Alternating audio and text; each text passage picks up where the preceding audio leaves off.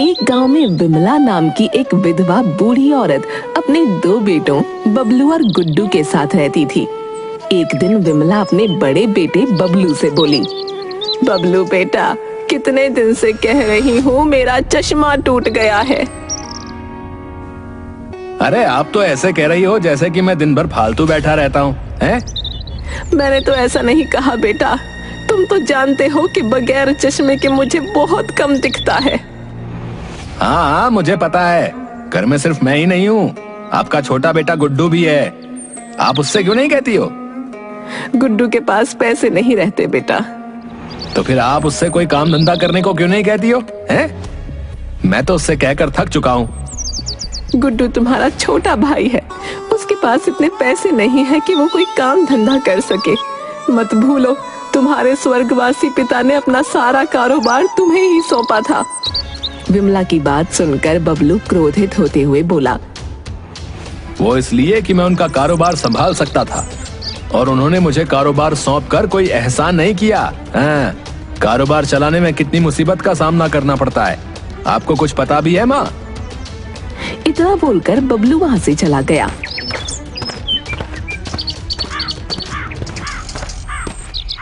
और विमला अपने घर के बाहर आंगन में बिछी चारपाई पर बैठकर आंसू बहाने लगी कि तभी बबलू की पत्नी अर्चना वहां आकर बोली,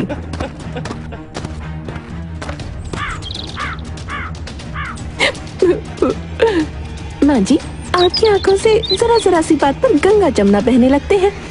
बहू, तुम तो जानती हो मुझे बगैर चश्मे के बहुत कम दिखता है। मैं काफी दिनों से बबलू से चश्मा लाने की बात बोल रही हूँ। चश्मा मुफ्त का तो नहीं आता माँ जी, पैसों का आता है। आपका छोटा बेटा भी तो है, आप उससे अपनी जरूरत का सामान क्यों नहीं मंगाती? विमला ने अर्चना की बात का कोई जवाब नहीं दिया। अगले दिन विमला की पोती चमकी हाथों में एक चश्मा लाकर अपनी दादी से बोली, लीजिए दादी, आपका चश्मा। ये तो नया चश्मा है। हाँ दादी, ये नया चश्मा है। आप काफी दिनों से पिताजी से चश्मा लाने के लिए बोल रही थी ना? समझ गई बेटी, जरूर रात में बबलू मेरे लिए खरीद कर लाया होगा। विमला ने इतना कहा ही था कि तभी बबलू गुस्से से आग बबूला होता हुआ चमकी से बोला, चमकी, मेरी जेब से पैसे तुमने निकाले हैं? तुम चोरी भी करने लगी? पिताजी, मैंने दादी का चश्मा लाने के लिए कुछ पैसे निकाले थे, मैं आपको बताने ही वाली थी। चमकी ने इतना कहा ही था कि तभी अर्चना ने आकर एक थप्पड़ चमकी के गाल पर मार दिया। उसे चोरी कहते हैं चमकी? बबलू अपनी माँ की ओर देखकर बोला, माँ, मुझे आपसे ऐसी उम्मीद नहीं थी। जब मैं चश्मा खरीद कर नहीं लाया तो आप अपनी पोती से पैसे चोरी करवाने लगी। बबलू ने इतना कहा ही था कि तभी वहां गुड्डू आ गया और गुस्से से बोला, भैया, आपको माँ से इस तरह से बात करने का कोई हक नहीं। हाँ हाँ, पता है, सारे हक तो माँ ने तुम्हें ही दे रखे हैं ना। काम के न काज के, दुश्मन अनाज के। ऐसा नहीं है भैया कि मैं कोई काम नहीं करना चाहता। कब से मैं काम करने के लिए आपसे भिखारी की तरह पैसे मांग रहा हूँ और आप हर बार मुझे टाल देते हैं। मुझे तो आपकी नीयत पर शक होने लगा है। पैसे मेहनत से कमाए जाते हैं, अनपढ़ कहीं के। जानता हूँ भैया, पैसे मेहनत से कमाए जाते हैं, लेकिन शायद आप नहीं जानते कि आप जिन पैसों पर इतना इतरा रहे हैं वो पैसे मेरे पिताजी की ही मेहनत के कमाए हुए हैं, जिसमें मेरा भी बराबर का हिस्सा है। तभी विमला अपने बेटे गुड्डू से बोली, चुप रहो गुड्डू, क्या मैंने तुम्हें यही सिखाया है कि अपने बड़े भाई से तुम इतनी बदतमीजी से बात करो? नहीं माँ, मैं भैया से कोई बदतमीजी नहीं कर रहा, बल्कि अपने अधिकारों की बात कर रहा हूँ, और मैं हर दिन आपका अपमान होते हुए नहीं देख सकता। इतना बोलकर गुड्डू क्रोधित होकर बाहर चला गया और एक पेड़ के नीचे बैठकर अपने पिता को याद करके आंसू बहाने लगा। तभी गांव का मुखिया उसके पास आकर बोला, अब क्या बात है रतन, तुम्हारी आंखों में आंसू? अब मैं आपको क्या बताऊं मुखिया जी, मैं अपने घर पर रोज अपनी माँ का अपमान होते हुए देखता हूँ। और मैं चाहकर भी कुछ नहीं कर सकता क्योंकि मेरे पास पैसे नहीं है। गुड्डू, मेरी आंखों से तुम्हारे घर के हालात छुपे नहीं है बेटा। मैं सब जानता हूं कि तुम्हारे घर में क्या चल रहा है, लेकिन दूसरे के घर पर बोलने का आखिर मेरा क्या अधिकार है? आप गांव के मुखिया हैं, आपको मेरे घर का फैसला करना ही होगा। आप अच्छी तरह से जानते हैं कि पिताजी ने मरने से पहले सारा कारोबार बड़े भैया को सौंपा था और मैं बड़े भैया से पैसे मांग मांग कर थक चुका हूं। हाँ, जानता हूं गुड्डू, जानता हूं। उसकी एक वजह यह भी थी कि शायद तुम अनपढ़ थे, लेकिन तुम चिंता मत करो। आज शाम को मैं तुम्हारे घर पर आकर बबलू से इस बारे में जरूर बात करूंगा। उसे बोलूंगा कि वो तुम्हें कारोबार करने के लिए कुछ पैसे दे दे। शाम को मुखिया गुड्डू के घर पहुंच गया। मुखिया को देखकर बबलू चौंकते हुए बोला, आप यहाँ कैसे मुखिया जी? बबलू, तुम्हारी शिकायत मुझसे गुड्डू ने की है। आप कहना क्या चाहते हैं? तभी वहाँ गुड्डू आ गया। यही कि आप मुझे कारोबार करने के लिए पैसे कब देंगे? गुड्डू की बात सुनकर बबलू मुस्कुराता हुआ बोला, कौन से पैसे, कैसे पैसे? बबलू, पिता की संपत्ति में दोनों भाइयों का बराबर से हक होता है। हाँ, मुझे पता है। इतना बोलकर बबलू अलमारी से कुछ कागज निकालकर मुखिया को दिखाते हुए बोला, गुड्डू तो अनपढ़ है मुखिया जी, आप तो पढ़े लिखे हैं। आप देख लीजिए, इस कागज पर गुड्डू के अंगूठा है। इस कागज के अनुसार गुड्डू ने अपने हिस्से की भी सारी जायदाद मेरे नाम कर दी है। गुड्डू क्रोधित होता हुआ बोला, तो इसका मतलब ये है कि कुछ दिनों पहले आपने जो एक सादे कागज पर मुझसे जो अंगूठा लगवाया था, वो धोखे की नीयत से लगवाया था भैया। अरे, जिसे तुम धोखा कहते हो रतन, उसे चालाकी ही कहते हैं। मुखिया गुड्डू की ओर देखकर बोला, मैं अब कुछ नहीं कर सकता रतन। तुमने अंगूठा लगाकर अपने हाथ स्वयं काट लिए बेटा। इतना बोलकर मुखिया वहां से चला गया। तभी विमला रोते हुए बबलू की ओर देखकर बोली, मुझे तुझसे ऐसी उम्मीद नहीं थी बेटा। तेरे पिता तुझ पर कितना भरोसा करते थे। तेरा धोखा देखकर उनकी आत्मा तड़प उठी होगी। मैं कहना तो नहीं चाहता माँ, लेकिन अब मुझे कहना ही पड़ेगा। अब मैं तुम्हारी और गुड्डू की शक्ल अपने घर में बर्दाश्त नहीं कर सकता। इससे पहले कि मैं तुम दोनों को धक्के देकर घर से बाहर निकाल दूं, तुम स्वयं गुड्डू के साथ यहाँ से चली जाओ। गुड्डू अपनी माँ का हाथ पकड़कर रोता हुआ उस घर से बाहर निकल गया और रात के वक्त वो दोनों भटकने लगे कि तभी वहाँ पर मुखिया आकर उन दोनों से बोला, विमला जी, आपके पति के मुझ पर बहुत उपकार हैं। मैं आप दोनों को ऐसे सड़कों पर नहीं भटकने दूंगा। मैं और मेरा बेटा आपके ऊपर बोझ नहीं बनना चाहते मुखिया जी। लेकिन आप दोनों अकेले कहाँ जाएंगे? जहाँ हमें हमारी किस्मत ले जाएगी, लेकिन हम आपके घर नहीं रह सकते। विमला जी, गांव की सीमा पर एकांत में मेरी एक जमीन पड़ी हुई है जिसमें एक झोपड़ी बनी हुई है। आप दोनों चाहो तो वहाँ रह सकते हैं। मुखिया की बात सुनकर विमला चुप हो गई। उस दिन के बाद गुड्डू और विमला मुखिया की जमीन पर बनी हुई झोपड़ी में रहने लगे। विमला गुड्डू से बोली, तुम्हारे बड़े भाई ने तुम्हें धोखा दे दिया गुड्डू, लेकिन अब तुम्हें कुछ तो करना होगा। चिंता मत करो माँ, मैं अनपढ़ हूँ तो क्या हुआ, मजदूरी तो कर सकता हूँ। मैं आपको भूखा नहीं रहने दूंगा। इतना बोलकर गुड्डू एक जगह जाकर मजदूरी करने लगा। मगर शाम को अचानक गुड्डू के सर पर चोट लग गई। गुड्डू घायल हो गया। कुछ लोग झोपड़ी में गुड्डू को छोड़ गए। तुम्हें इतनी चोट कैसे लग गई बेटा? बेटा, तुम्हारे पिता तुमसे बहुत प्रेम करते थे। उन्होंने तुमसे कभी मेहनत का काम नहीं करवाया। मैंने कभी सपने में भी नहीं सोचा था कि मुझे तुम्हें इस हाल में देखना पड़ेगा। रो मत माँ, मैं ठीक हूँ। जरा सी चोट है, सही हो जाएगी। बिमला उठकर झाड़ियों के पास चली गई। वहां से कुछ पत्तियां तोड़कर ले आई और उन पत्तियों को पीसकर गुड्डू के जख्मों पर मलने लगी। कुछ देर बाद गुड्डू को काफी आराम महसूस हुआ। आपने क्या पीसकर मेरे जख्मों पर लगाया? मुझे ऐसा लग रहा है जैसे कि मेरे चोट लगी ही नहीं थी और न ही दर्द था। तभी वहां मुखिया आकर बोला, बेटा गुड्डू, शायद तुम्हारी माँ ने तुम्हें नहीं बताया कि तुम्हारी माँ को जड़ी बूटियों का बहुत ज्ञान है। पहले तुम्हारी माँ जड़ी बूटियों का अचार बनाकर बेचा करती थी। सालों पहले तुम्हारी माँ जड़ी बूटियों का अचार बनाती थी, तब तुम्हारे पिता गांव-गांव जाकर उसे बेचा करते थे। तो फिर माँ ने अचार बनाना क्यों बंद कर दिया? तुम्हारे पिता ने फिर दूसरा व्यापार कर लिया, लेकिन तुम्हारे पिताजी को सफल बनाने में तुम्हारी माँ का बहुत बड़ा योगदान था बेटा। इतना बोलकर मुखिया विमला से बोला, विमला जी, तुम अब भी अचार बनाकर क्यों नहीं बेचती? तुम यहाँ पर अचार बनाओ और गुड्डू गांव-गांव जाकर अचार बेचेगा। विमला को मुखिया का सुझाव पसंद आया।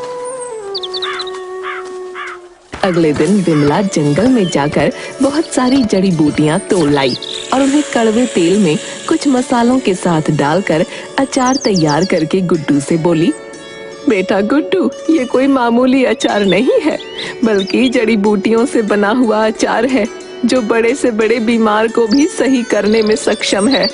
तुम जब इसे बेचने जाना तो लोगों को इसके बारे में जरूर बताना। जादुई जड़ी बूटियों का अचार ले लो, जादुई जड़ी बूटियों का अचार ले लो, इसे खाओ और स्वस्थ हो जाओ। तभी एक स्त्री गुड्डू की ओर देखकर बोली, अरे भैया, क्या तुम्हारा अचार वाकई जड़ी बूटियों से बना है? हाँ दीदी, इसे मेरी माँ ने अपने हाथों से बनाया है। भैया, अगर ऐसी बात है तो लाओ, मुझे ये अचार चाहिए। गुड्डू ने उस स्त्री को अचार दे दिया और दूसरी जगह जाकर अचार बेचने लगा। शाम को गुड्डू ने कुछ पैसे लाकर अपनी माँ के हाथ पर रखे। माँ, आपने जितना भी अचार बनाया था वो सब बिक गया। ईश्वर की कृपा है बेटा, अभी बहुत सारा अचार रखा हुआ है, कल वो सब भी बेच आना। अगले दिन गुड्डू अचार बेचने चला गया। कुछ दिन ऐसे ही गुजर गए।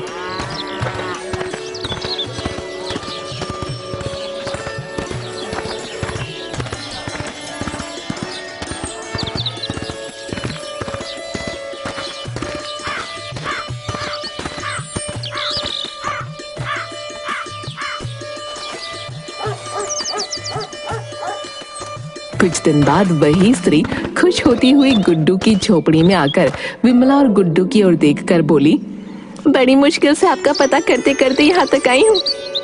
भैया, आपने जो मुझे अचार दिया था ना, वो अचार हमारे घर के लिए वरदान साबित हुआ। मैं आपकी बात का मतलब नहीं समझा दीदी। मेरे पति को लाइलाज बीमारी थी। डॉक्टर ने कहा था कुछ ही दिन के मेहमान हैं ये, इन्हें सब कुछ खिलाओ। मैंने आपका ही अचार इन्हें खिला दिया और मेरे पति स्वस्थ हो गए। उनकी रिपोर्ट देखकर डॉक्टर खुद हैरान है। इतना बोलकर उस स्त्री ने बहुत सारे रुपए विमला के हाथ में रख दिए और ढेर सारी दुआएं देकर अपने पति के साथ वहां से चली गई। अरे वामा, आपके हाथों का बनाया हुआ जड़ी बूटियों का अचार तो वाकई जादू ही निकला। उस दिन के बाद रोज हर कोई आकर विमला और गुड्डू को ये बताने लगा कि उनका अचार खाने के बाद वो ठीक हो गया। विमला का अचार देखते ही देखते आसपास के गांव में जादुई अचार के नाम से प्रसिद्ध हो गया। विमला अपने बेटे गुड्डू से बोली, बेटा गुड्डू, अब हमारे पास इतना धन इकट्ठा हो गया है कि हम अपनी स्वयं की जमीन खरीदकर उस पर अच्छा सा घर बनवा सकें। आपने मेरे मुंह की बात छीन ली माँ, मैं भी आपसे यही बात कहना चाह रहा था। विमला ने गांव में ही जमीन खरीदकर उस पर एक बहुत आलीशान मकान बनवाया। दोनों माँ बेटे उस मकान में रहने लगे। कुछ दिनों बाद एक डॉक्टर विमला से मिलने आया। देखिए, मेरी समझ में नहीं आता कि आपके अचार में ऐसा क्या है कि बड़े से बड़े लाइलाज मरीज भी सही हो जा रहे हैं। आप अपने अचार में ऐसी कौन सी दवाई मिलाती हैं? मैं कुछ नहीं मिलाती डॉक्टर साहब, बस मुझे अपने बाप दादाओं से पुरानी जड़ी बूटियों का ज्ञान मिला था। मेरी दादी ने मुझे जड़ी बूटियों का अचार बनाना सिखाया था। बस उन्हीं जड़ी बूटियों का अचार बनाती हूँ और ईश्वर की कृपा से लोग ठीक हो जाते हैं। डॉक्टर मुस्कुराते हुए बोला, मैं चाहता हूँ कि आप मेरे हॉस्पिटल में भी मरीजों की देखभाल में योगदान करें। ये तो मेरे लिए खुशी की बात है। मैं और मेरा बेटा कल से आपके अस्पताल में कुछ समय बिताया करेंगे। डॉक्टर वहां से चला गया। उस दिन के बाद से विमला और गुड्डू दिन का आधा वक्त अस्पताल में मरीजों की देखभाल में बिताते। एक दिन डॉक्टर विमला से बोला, विमला जी, जब से आप यहाँ पर आई हैं, तब से अस्पताल में मरीजों के स्वास्थ्य में बहुत सुधार आया है। डॉक्टर ने इतना कहा ही था कि तभी एक नर्स दौड़ती हुई डॉक्टर के पास आकर बोली, डॉक्टर जल्दी चलिए, एक पेशेंट आया है, उसकी हालत बहुत सीरियस है। कौन है पेशेंट? एक लड़की है, सिर्फ 12 साल की। डॉक्टर नर्स के साथ उस बच्ची के पास गया। वो बच्ची कोई और नहीं बल्कि बबलू की बेटी चमकी थी। डॉक्टर साहब देखिए, पता नहीं क्या हो गया, ऐसे बहुत दिनों से मेरी बेटी ना कुछ खा रही थी ना कुछ पी रही थी। आप घबराइए नहीं, मैं देखता हूँ। इतना बोलकर डॉक्टर चमकी को चेक करने लगा। ओह माय गॉड, इस बच्चे की उम्र केवल 12 साल है, मगर इसकी हालत बता रही है कि जैसे इसे बहुत तगड़ा सदमा लगा हो। डॉक्टर साहब, मेरी बच्ची को अपनी दादी और चाचा से बहुत ज्यादा लगाव था, तो फिर इमीडिएटली उन सबको भी यहाँ पर बुलवाओ, वरना बच्ची का बचना बहुत मुश्किल है। पारिवारिक झगड़े की वजह से हमने इसकी दादी और इसके चाचू को घर से बाहर निकाल दिया था। अब किसी भी तरह से मेरी बेटी चमकी को ठीक कर दीजिए। अर्चना के कहने पर डॉक्टर ने चमकी को दोबारा चेक किया। तभी डॉक्टर के चेहरे पर मायूसी छा गई। डॉक्टर बबलू की ओर देखकर बोला, I am sorry, she is no more. आपकी बच्ची इस दुनिया में नहीं है। डॉक्टर की बात सुनकर बबलू और अर्चना फूट फूट कर रोने लगे। बबलू और अर्चना रोते हुए अस्पताल के बाहर आ गए। उन दोनों के बाहर आते ही डॉक्टर विमला के पास चला गया। क्या हुआ डॉक्टर साहब, आपके चेहरे पर मायूसी कैसी? अब आपको क्या बताऊं विमला जी, एक 12 साल की बच्ची, उसकी डेथ हो गई। अरे रे, ये तो बहुत बुरा हुआ। क्या नाम था उस बच्ची का? उसके पेरेंट्स चमकी चमकी कहकर रो रहे थे। चमकी का नाम सुनते ही गुड्डू और विमला के पैरों तले जमीन खिसक गई। मुझे जल्दी उसके पास ले चलिए। क्या आप उसे जानती हैं? मुझे डर है कि कहीं वो मेरी पोती तो नहीं। विमला और गुड्डू दौड़ते हुए चमकी के पास गए। गुड्डू चमकी को देखकर फूट फूट कर रोने लगा। विमला चमकी का हाथ पकड़कर फूट फूट कर रोने लगी। तुम ऐसे नहीं जा सकती चमकी, मैं कुछ दिनों बाद तुमसे वैसे ही मिलने आने वाला था। तभी उसके चेहरे पर चमक आ गई। वो गुड्डू से बोली, जल्दी से जड़ी बूटियों वाला अचार लेकर आ, इसकी नब्ज बहुत धीमी है, ये ठीक हो सकती है। गुड्डू दौड़ता हुआ जड़ी बूटियों का अचार ले आया। विमला ने चम्मच से उस अचार को चमकी को चटाते हुए कहा, चमकी बेटा, आंखें खोलो, मैं तुम्हारी दादी तुम्हें लेने आई हूँ। विमला की आवाज सुनकर चमकी को अचानक होश आ गया। अपने सामने दादी को देखकर चमकी दादी के गले लग गई। विमला जी, मैंने अपने करियर में ऐसा पहला केस देखा है। चाचू दादी, आप दोनों मुझे छोड़कर कहाँ चले गए थे? अब तो आप मुझे छोड़कर कहीं नहीं जाएंगे ना? नहीं चमकी, मैं तुझे कहीं छोड़कर नहीं जाऊंगा। और मैं तुझे हमेशा अपने पास रखूंगी। जा बेटी, बाहर तुम्हारे माता पिता रो रहे हैं, उन्हें जाकर चुप करा। उन्हें बता कि ईश्वर की कृपा से अब तो ठीक हो गई है। अपनी दादी की बात सुनकर चमकी दौड़ती हुई अस्पताल के बाहर आ गई और पीछे से बबलू के गले से लिपट गई। अर्चना की खुशी का ठिकाना नहीं रहा। हमारी बेटी सही हो गई, बबलू, हमारी बेटी सही हो गई। हाँ अर्चना, मुझे तो अपनी आंखों पर विश्वास नहीं हो रहा है, लेकिन ये चमत्कार हुआ कैसे? अभी वहाँ पर डॉक्टर आकर बोला, देखिए, तुम्हारी माँ और तुम्हारे भाई की वजह से ही तुम्हारी बेटी आज जिंदा है। अर्चना और बबलू ने पीछे पलट कर देखा तो उनके सामने गुड्डू और विमला खड़े थे। बबलू हाथ जोड़ते हुए बोला, अब मुझे माफ कर दो माँ, शायद मेरे कर्मों की सजा मेरी बेटी को भुगतनी पड़ी। मुझे अब कुछ नहीं चाहिए। इतना बोलकर बबलू गुड्डू से बोला, मुझे माफ कर दे भाई, आज मुझे समझ आ गया, इंसान का सच्चा दोस्त उसका परिवार होता है, कागज के टुकड़े नहीं। मुझे माफ कर दो माँ। विमला और गुड्डू ने उन दोनों को माफ कर दिया। उस दिन के बाद वो सब फिर से एक साथ रहने लगे।